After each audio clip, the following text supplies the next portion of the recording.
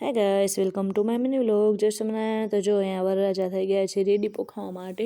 તો અહીંયા કને અમે આવી ગયા છીએ ઝાપે, ને ત્યાં કને છોકરીવાળા આવે સામે અને અહીંયા કને તેને પોખે. તો જો પોખાઈ ગયા છે અને અહીંયા કને જે મોઢું મીઠું કરવાનું હોય તો એ પણ થઈ ગયું છે.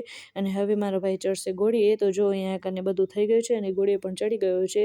હવે જ્યાં હોલમાં મેરેજ છે ત્યાં કને પણ અમે પહોંચી ગયા છીએ. તો જો અહીંયા કને છોકરીઓ ડાન્સ પણ કર્યો છે અને આવી ગયા છે. હવે મારા ભાભીની એન્ટ્રી પણ થઈ ગઈ છે. તો જો અહીંયા કને કેટલા સરસ લાગે છે. એના પછી જે વરરાજા અને વરવધુ જે માળા પહેરાવે ને એ પણ થઈ ગઈ છે રસમ. એના પછી જો બહુ સોંગ વાગતા હતા તો બધાને ચડ્યું છે તાન, એટલે બધા નાચવા પણ મંડી ગયા છે. ને જો બધા બેઠા છે જાનૈયા અહીંયા કને સ્ટેજ ઉપર.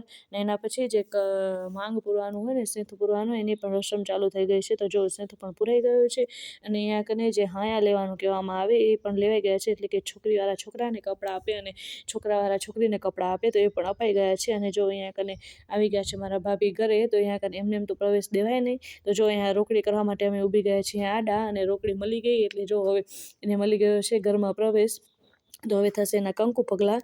તો જો અહીંયા કને હવે કરશો રેડી અને કંકુ પગલાં થશે. તો ચાલો, thank you for watching. Like, share, subscribe, comment કરવાનું ના ભૂલતા. બાય.